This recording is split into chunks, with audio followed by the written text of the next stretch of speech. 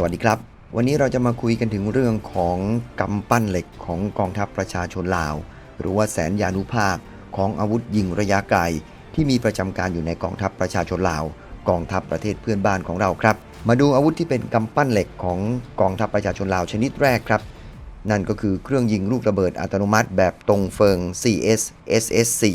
ขนาด82มิลลิเมตรติดตั้งบนรถยนต์ขับเคลื่อน4ล้อแบบตรงเฟิง EQ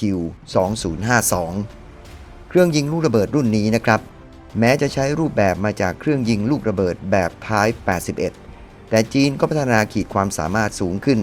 โดยใช้เทคโนโลยีของเครื่องยิงลูกระเบิดขนาด82มิลลิเมตรแบบ 2B9M วาซิเลกจากรัสเซียมีวัตถุประสงค์เพื่อใช้เป็นเครื่องยิงลูกระเบิดแบบยิงเร็วที่มีขีดความสามารถในการเคลื่อนที่ด้วยตนเองเพื่อใช้ในการสนับสนุนทหารราบในการเข้าตีที่มั่นของข้าศึกเครื่องยิงลูกระเบิดนี้จะทำหน้าที่ในการยิงทำลายที่มั่นฐานยิงปืนกลหรืออาวุธหนักตลอดจนแนวป้องกันบังเกอร์ถาวรของข้าศึกที่เป็นภัยคุกคามต่อการรุกของทหารราบเครื่องยิงลูกระเบิดชนิดนี้มีน้ำหนัก632กิโลกรัมใช้พลประจำเครื่องยิง4นายมีอัตราการยิงเร็วอยู่ที่100ถึง120นัดต่อนาทีแม้ในทางเทคนิคจะสามารถยิงได้เร็วถึง170นัดต่อนาทีก็ตามเครื่องยิงชนิดนี้มีระยะยิงไกล 4,300 เมตรติดตั้งบนยานยนต์ขับเคลื่อน4ล้อแบบ EQ 2050ซึ่งพัฒนาขึ้นโดยบริษัทตงเฟิงยานยนต์รุ่นนี้มีน้ำหนัก 2.3 ตันมีขีดความสามารถในการบรรทุกได้ 1.2 ตันมีความยาว 4.7 เมตรกว้าง 2.10 เมตรสูง 1.75 เมตรมีกำลังแรงม้า150แรงม้าใช้เครื่องยนต์ดีเซลแบบ EQB 150-20ทำความเร็วสูงสุดได้120กิโลเมตรต่อชั่วโมงมีระยะปฏิบัติการ500กิโลเมตรยุทโธปกรณ์นี้ใช้กำลังพล4นายประกอบด้วยผู้บังคับรถ1นายซึ่งทำหน้าที่เป็นผู้บังคับการยิงด้วยพลขับ1นายพลปืน2นายไม่อาจปฏิเสธได้ครับว่าเครื่องยิงลูกระเบิดอัตโนมัติแบบตงเฟิง CS-SS4 ขนาด82มิลลิเมตรมีความคล่องตัวสูงสามารถใช้ในยุทธวิธียิงแล้วเคลื่อนที่ได้เป็นอย่างดีโดยกองทัพจีนได้บรรจุยุทโธปกรณ์ชนิดนี้ไว้ในหน่วยพลร่ม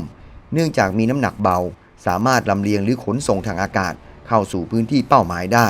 มีขีดความสามารถสูงในการเคลื่อนที่และมีอำนาจการยิงที่รุนแรงรวดเร็วมาดูกำปั้นเหล็กชนิดที่2ที่เป็นอาวุธอันทรงอานุภาพของกองทัพลาวครับนั่นก็คือระบบเครื่องยิงจรวดหลายลำกล้องนำวิถีขนาด122มิลลิเมตรแบบ SR5 ซึ่งเป็นเครื่องยิงจรวดหลายลำกล้องผลิตโดยบริษัทโนเรนโกของจีนนับเป็นระบบยิงจรวดที่มีประสิทธิภาพสูงมากชนิดหนึ่งที่จีนใช้ประจำการอยู่ในกองทัพของตนเปิดตัวครั้งแรกในงานนิทรรศการอาวุธเมื่อเดือนมิถุนายน 2555 และปีต่อมาก็เข้าประจำการในกองทัพจีนเครื่องยิงจรวดรุ่นนี้นอกจากมีประจำการอยู่ในกองทัพลาวและกองทัพจีนแล้วก็ยังมีประจำการอยู่ในกองทัพเวเนซุเอลาจำนวน18ชุดยิงซึ่งเข้าประจำการมาตั้งแต่ปี 2557 เครื่องยิงจรวดแบบ SR5 สามารถยิงจรวดทั้งแบบนำวิถีและไม่นำวิถีได้โดยใช้จรวดรุ่น King Dragon 60 GR1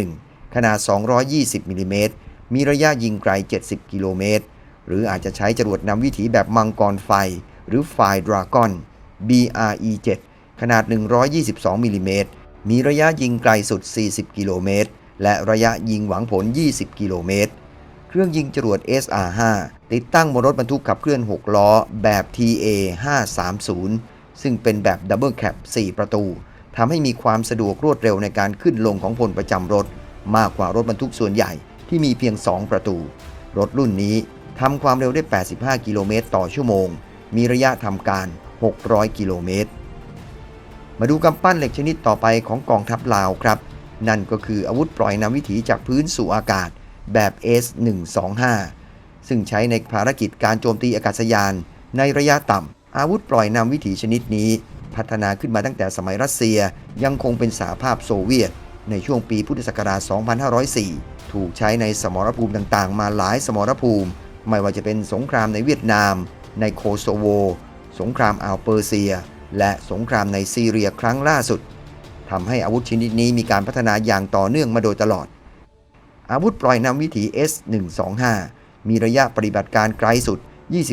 22-35 กิโลเมตรแล้วแต่ขีดความสามารถของอาวุธปล่อยแต่ละรุ่นโดยมีระยะยิงหวังผล 2.5 กิโลเมตรถึง 14 กิโลเมตรติดหัวรบขนาด 60 กิโลกรัมกำปั้นเหล็กชนิดต่อไปของกองทัพลาวนั่นก็คือปืนใหญ่อัตราจรแบบ 122 HL70 ซึ่งเป็นปืนใหญ่ขนาด 122 มิลลิเมตรถือกำเนิดขึ้นเมื่อกรมใหญ่เทคนิคกองทัพลาวร่วมกับกรมปืนใหญ่ได้ทำการนำปืนใหญ่ขนาด 122 มิลลิเมตรแบบ D30 จำนวน 8 กระบอกมาติดตั้งบนยานยนต์ขับเคลื่อน 6 ล้อแบบอูราวซึ่งมีเครื่องยนต์ขนาด 5,000 ซีซีทำความเร็วได้ 85 กิโลเมตรต่อชั่วโมงมีระยะปฏิบัติการ 600 กิโลเมตรโดยกรมใหญ่เทคนิคได้มอบหมายให้โรงงานประสานเหล่าหลวงพระบางสังกัดกระทรวงอุตสาหกรรมป้องกันชาติเป็นผู้ติดตั้งโดยกรมปืนใหญ่พิจารณาเห็นว่าปืนใหญ่แบบ D30 นี้มีประสิทธิภาพสูงและมีข้อดีหลายประการมีระยะยิงหวังผลไกลถึง 15 กิโลเมตรและอาจไกลถึง 21 กิโลเมตรหากใช้แรงจรวดโปรเจกต์ไตล์เข้าเสริมอัตราการยิงเร็ว 5-6 นัดต่อนาทีดังนั้นจึงมีแนวความคิดที่จะนำมาติดตั้งบนยานยนต์เพื่อให้เกิดความคล่องตัวในการเคลื่อนที่ในลักษณะปืนใหญ่อัตราจรแทนการลากจูงเหมือนที่เคยกระทำมาเมื่อทำการติดตั้งเสร็จแล้วเมื่อต้นปีที่ผ่านมาก็กำหนดชื่อยุทโธปกรณ์ชนิดนี้ว่า 122 HL70 หรือที่ภาษาลาวเรียกว่า122 HL70 สามารถเข้าร่วมพิธีสวนสนามครบรอบ 70 ปีกองทัพประชาชนลาวเมื่อวันที่ 20 มกราคม 2562 ได้โดยจัดเป็นยุทโธปกรณ์ของกองพันที่